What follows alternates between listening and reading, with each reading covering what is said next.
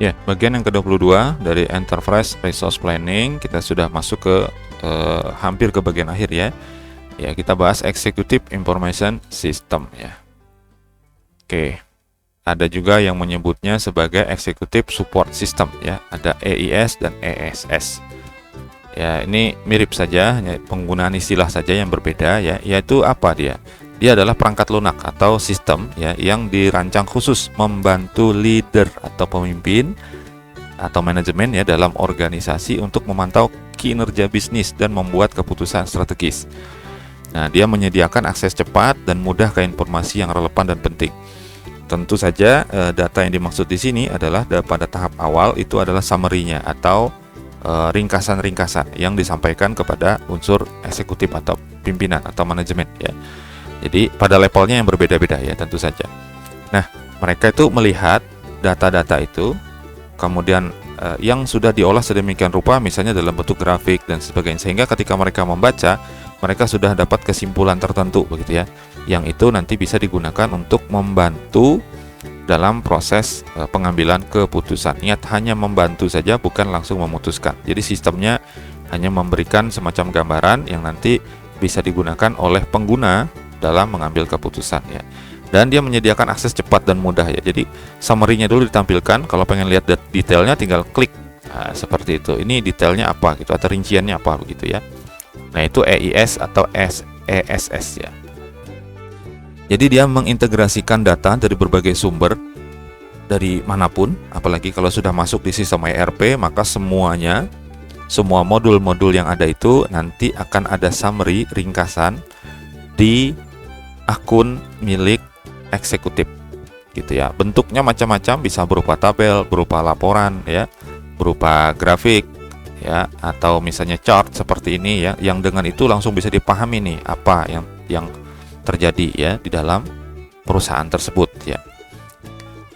Jadi memberikan ringkasan informasi ya. Jadi ada kinerja bisnis yang ditampilkan, ada tren pasar misalnya, ada produk yang laku yang paling banyak yang mana, yang paling kurang lakunya itu yang mana begitu ya. Bisa ditampilkan dalam bentuk misalnya ranking-ranking dan sebagainya ya.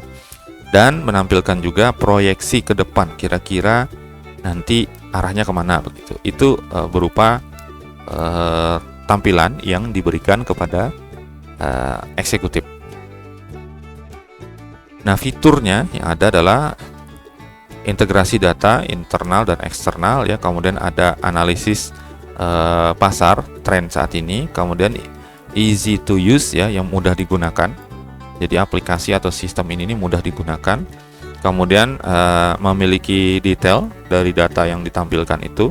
Jadi ada apa ya istilahnya, rincian-rinciannya. Kemudian ada presenting information. Jadi bagaimana caranya dia Executive Information System ini dia memberikan tampilan informasi yang mudah dipahami kepada pengguna gitu. Ini dari sisi front end ya, dari sisi tampilan depan. Nah, sedangkan dari sisi back end-nya ini adalah yang penyediaannya, nanti digunakan buat apa aja juga bisa ya. Metodenya berdasarkan apa? Berdasarkan produk ya, bisa berdasarkan indikator tertentu atau berdasarkan studi riset gitu ya, atau critical success factor bisa jadi ya, yang menjadikan metode dalam pembuatan summary-nya. Lalu pendekatannya top down ya. Siapa yang menggunakan? CEO di top levelnya. Jadi pimpinan yang paling atas gitu yang menggunakannya nanti. Nah, digunakan untuk apa? Nih kata kuncinya ya. Untuk support decision making. Jadi untuk mendukung pengambilan keputusan, itu aja. Untuk mendukung, bukan untuk mengambil keputusannya, tapi mendukung. Nah, framework komponennya sendiri apa saja yang perlu diperhatikan, yaitu ada struktural perspektif ya, ini sudut pandang secara struktural, kemudian proses pengembangannya itu sendiri, lalu user system dialog, ini tampilannya ya. Jadi interface-nya itu seperti apa yang memudahkan dalam penggunaan Executive Information System ini.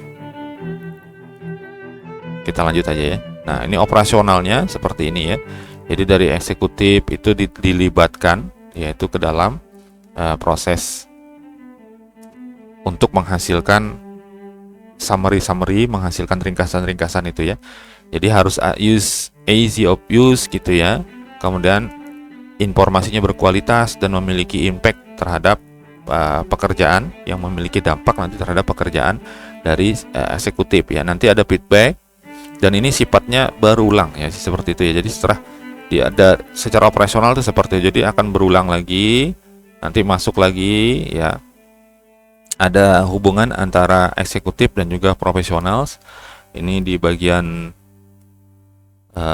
katakanlah divisi IT-nya begitu ya, yang nanti akan membuatkan seperti apa yang diinginkan oleh pihak eksekutif begitu. Jadi mereka melaporkan kalau sudah ada hasil di sini. Jadi eksekutif user yang menggunakan sistem ini dapat summary tertentu. Ternyata menurutnya ada hal yang belum ditampilkan nih, atau ada yang ini nggak usah ditampilin aja lah begitu ya. Nah tinggal ngomong ke profesional. Nanti dicek lagi oleh bagian eksekutif nih setuju apa enggak. Jadi mereka tuh tetap dilibatkan begitu ya dalam operasional pengembangan AIS. Lanjut ya. Nah ini bisnis proses modelnya dari AIS ya. Di sini ada sebuah database ya. Database yang digunakan sebagai bahan dan sebagai tempat sekaligus untuk menyimpan datanya. Jadi ada workstation-nya, ini misalnya eksekutif, ini ada beberapa macam ya.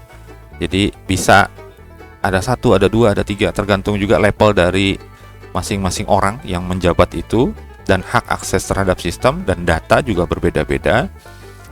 Maka levelnya sama nih dengan yang di atas ini ya, sama kurang lebih seperti ini. Dan dari samping kiri ke samping kanan kalau dia beda-beda levelnya, maka dia punya penampil informasi. Kemudian dia bisa juga minta informasi tertentu. Nah, adapun di sini executive database maksudnya itu adalah data-data yang khusus untuk bagian eksekutif saja. Tentu diambilnya dari data terpusat ini, data yang utama gitu ya.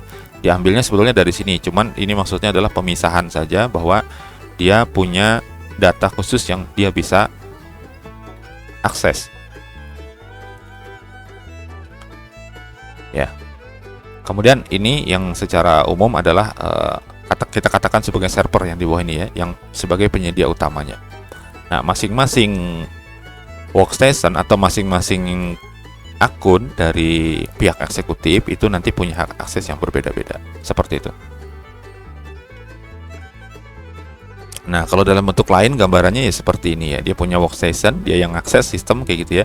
Di dalamnya dari sisi softwarenya, dia punya komponen, ada database manajemen, ada model manajemen, dan dialog manajemen. Jadi pemodelan tampilannya seperti apa, dia bisa memodelkan data juga. Jadi datanya dari mana ya, dari database ini ya. Modelnya itu hanya cara dia merepresentasikan atau mempresentasikan data tersebut.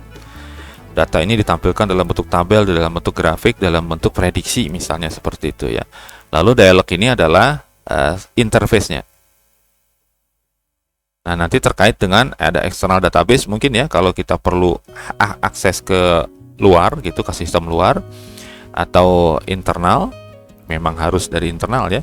Kemudian ada analytical model. Nah, ini untuk menampilkan misalnya nanti prediksi peramalan atau semacam bahan-bahan yang digunakan untuk mendukung keputusan.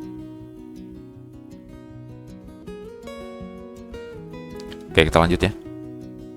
Nah, komponen AIS ada apa saja? Ada perangkat keras tentunya ya, karena kita perlu sistem, berarti kita perlu alat untuk menjalankannya ya. Ada input output, processing unit, ada data storage, networking, dan seterusnya. Server lah katakan gitu ya, yang jadi beserta jaringan-jaringannya ya, seperti itu. Itu perangkat keras atau hardware. Nah, sekarang software. Nah, ini application-nya, database ya, business process, data visualization, itu masuk ke dalam sistem. Jadi di sistem itu ditampilkan semuanya, software ya. Lalu ada yang namanya interface. Nah, ini untuk menjamin tingkat user friendly yang tinggi terhadap penggunaan software. Jadi antar mukanya ini yang menjembatani antara data dan pengguna, gitu ya. Dibantu dengan software. Jadi ada software, di software itu nempel juga tuh interface-nya antar mukanya supaya pengguna mudah untuk berinteraksi dengan data. Tentu kalau sudah berinteraksi dengan data itu terbatas ya pada apa? Pada apa yang ditampilkan di antar muka saja.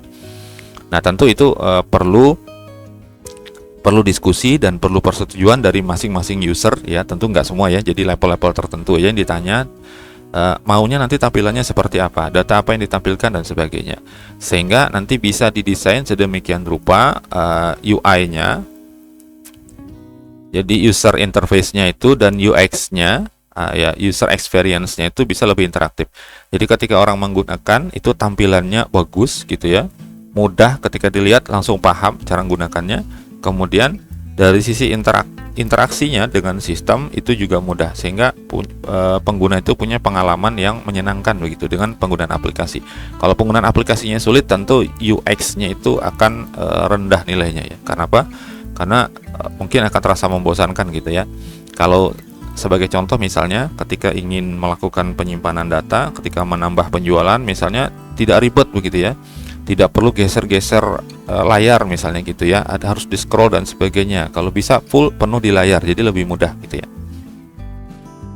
Nah, karena ketika dia agak sulit gitu, tentu akan malas nanti menggunakan seperti itu. Kemudian ada telekomunikasi ya, telekomunikasi sarana dan prasarana komunikasi seperti jaringan internet, jaringan komputer baik itu lokal maupun sifatnya WAN gitu ya, atau MAN gitu yang antar kota. Apakah nanti datanya disimpan terdistribusi atau terpusat dan seterusnya. Nah, itu adalah komponen dari EIS. Kita lanjutkan. Kenapa alasan utama kenapa kok menggunakan kita memerlukan EIS ya kalau kita megang sebuah perusahaan ya. Yang pertama adalah mendukung pengambilan keputusan yang lebih tepat gitu ya. Bukan langsung ambil keputusan ya, hanya mendukung sekali lagi. Tapi pengambilan keputusan itu tuh punya dasar yang kuat, itu berdasarkan data-data yang ada. Nah, mengefisiensikan sumber daya dan waktu dalam pengambilan keputusan, karena kita tidak perlu capek-capek lagi dengan cara manual mengumpulkan bukti-bukti, buku-buku, menggunakan lembaran-lembaran dan sebagainya untuk melakukan analisis gitu. Nggak perlu, analisis dilakukan oleh sistem. Dari hasil tampilan summary aja itu sebetulnya sudah bagian daripada analisis. Kita tinggal baca saja, kita langsung bisa bikin bisa memahami gitu, kemudian bisa mengambil keputusan. Memantau kinerja bisnis secara langsung ya. Kemudian reaksi cepat terhadap perubahan situasi dan kondisi. Nah, ini alasan kenapa kok kita perlu itu ya. Kemudian memantau tren pasar dan peluang bisnis baru di masa depan. Kalau data sudah lengkap semuanya, ada eksekutif summary ya, itu ya, bisa lebih mudah nanti. Bahkan ada forecasting yang bisa memprediksi kira-kira meramalkan gitu ya, nanti tren berikutnya ini apa begitu. Kemudian integrasi data yang sifatnya komprehensif, yang lengkap dan tertata rapi terkait dengan kinerja ya dari sumber internal maupun eksternal. Kemudian penyajian informasi yang mudah dipahami dengan data yang akurat. Nah, ini alasan kenapa kita membutuhkan Executive Information System dalam ERP untuk menunjang pekerjaan di sebuah perusahaan. Kita lanjutkan ya. Modul yang ada dalam EIS banyak ya, ada report dan analisis ya, pelaporan dan analisis ya. Kemudian ada performance monitoring, ini memonitor kinerja entah itu perusahaan secara umum atau bahkan ya, kalau lebih detail lagi ke produk-produk tertentu nih, mana nih yang lebih dominan diminati di masyarakat dan seterusnya ya. Kemudian communication and collaboration ya. Jadi ada cara komunikasi dan berkolaborasi. Kolaborasi itu bisa dengan sharing data untuk unit-unit yang lain di antar departemen di perusahaan bisa ya. Kemudian untuk planning dan forecasting. Nah, ini juga sama, ada modulnya. Lalu ada early warning system. Nah, ini ada semacam peringatan dini ya di dalam sistem ERP yang nanti akan menginfokan ini sudah kalau yang namanya warning berarti ada hubungannya sama sesuatu yang negatif ya. Jadi bisa jadi misalnya ini keadaan keuangan perusahaan ini sedang terganggu atau bagaimana, nah itu sudah diinfokan lebih duluan ya. Kalau tidak terjadi peningkatan penjualan, misalnya nih perusahaan bakal mengalami kerugian, nah itu sudah ada peringatan dininya gitu. Kemudian searching and data access, nah ini juga ada di dalam Executive Information System. Interactive data processing ya, pada bagian summary ketika diklik detailnya nanti bisa ditampilkan tuh detailnya, sehingga terjadi proses yang sifatnya interaktif gitu ya. Kemudian data aksesnya juga jadi lebih mudah dan pencarian data juga lebih cepat begitu. Ini semua dari modul EIS ya. Sebetulnya ada lagi modul-modul yang lain ya. Nah, kemudian siklus pengembangan dari Executive Information System. Jadi ketika membangun EIS itu, maka ada life cycle yang harus diikuti gitu ya, tahapan-tahapannya. Dan ini terjadi proses berulang ya. Jadi kalau di putaran yang pertama misalnya kita perlu di step 1 itu justification ya, jadi ini menentukan apa tujuannya dan sebagainya ya. Kemudian step 2-nya merencanakan pembuatan EIS ini, lalu di analisis dari sisi bisnis seperti apa. Oke, sudah gitu ya. Lalu ke bagian desain sistemnya. Yang utama adalah database-nya, kemudian desain sistem termasuk interface-nya, lalu mengembangkannya. Ini melakukan proses codingnya dan pembangunannya langsung, development-nya di sini ya. Lalu deployment ini sudah mulai menerapkan, menggunakan, mengonline-kan gitu ya, dirilis lah bahasanya kayak gitu, dirilis untuk digunakan. Nah, kalau nanti terjadi update lagi misalnya ya masuk lagi ke justification lagi, planning lagi, bisnis analisisnya lagi, design, construction, sampai deployment, ulang lagi dan seterusnya begitu ya. Oke, kita lanjutkan. Nah, apa hubungan antara EIS dan DSS? Nah, ini ya, Executive Information System dan Decision Support System. Nah, ini tujuannya sebetulnya sama ya, untuk membantu pengambilan keputusan yang lebih baik. Nah, tetapi punya perbedaan. EIS digunakan eksekutif dan manajer tingkat atas untuk mendukung pengambilan keputusan strategis. Nah, sedangkan DSS digunakan oleh para pengambil keputusan di berbagai tingkatan. Jadi ada manajemen itu ada levelnya ya, ada top level, ada middle, ada lower gitu ya, ada low management gitu. Nah, DSS itu ada di setiap level, kayak gitu ya. Tapi Executive Information System hanya ada pada tingkat atas. Jadi gambarannya secara umum bentuknya adalah DSS, tapi secara khusus dia ada EIS. Nah, keterkaitan EIS dan DSS itu adalah harus ada ketersediaan data, kemudian cara menyampaikan atau menyajikan data, mempresentasikan data, dan tujuan pengambilan keputusannya itu ada gitu ya.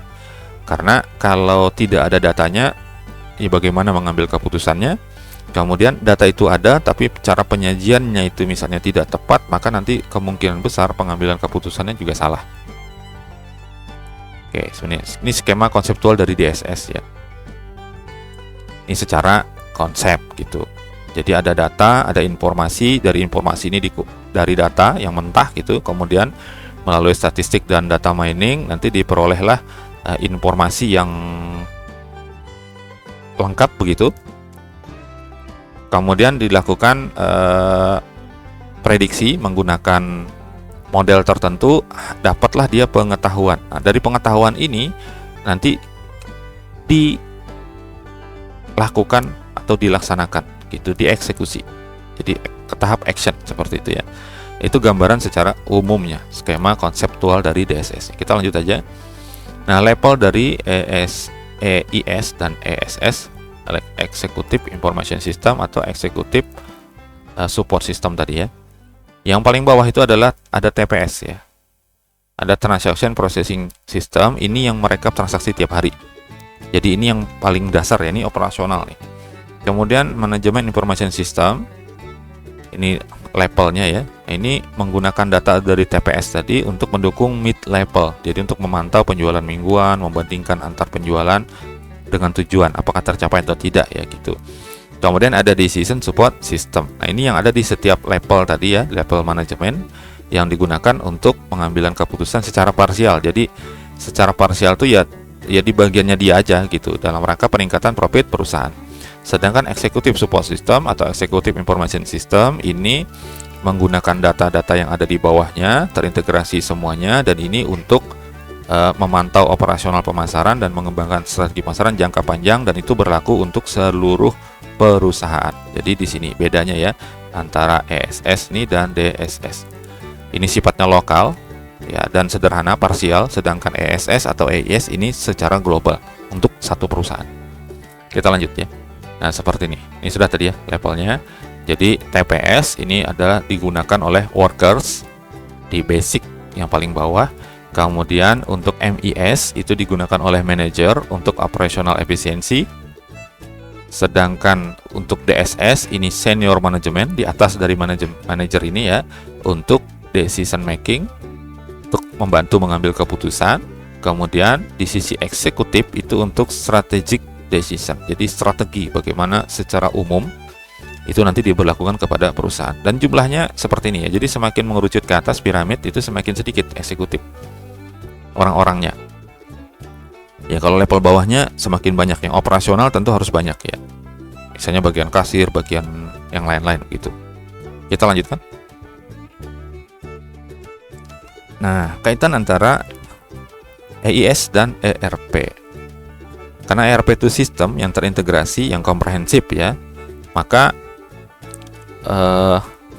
ERP ini sebetulnya adalah bentuk umum dari EIS. Jadi EIS ini sifatnya khusus ya. Jadi dia merupakan bagian daripada ERP begitu. Yang seharusnya juga setiap sistem ERP itu dia punya EIS gitu. Jangan sampai dia tidak punya gitu ya. Kalau ERP ini menggabungkan berbagai fungsi bisnis dalam satu platform ya, yang memungkinkan departemen lainnya juga berbagi data, saling share data begitu dan melakukan proses secara terpadu. Nah, kalau EIS ini dia menyajikan informasi yang terstruktur dan bentuknya laporan, grafik dan analisis gitu aja. Ya, jadi summary atau ringkasan daripada ERP lah intinya seperti itu ya. Nah, kemudian antara ERP dan EIS ini kalau kita perhatikan ya kedudukannya berkaitan dengan data, integrasi dan keputusan. ERP ini mengelola semua data dari semua unit dalam sistem dan menjadi dasar bagi EIS gitu ya. Sedangkan EIS tugasnya secara khusus adalah memanfaatkan data dari ERP ini tadi dan menampilkannya untuk memberikan gambaran kinerja organisasi. Ya seperti inilah gambarannya gitu ya.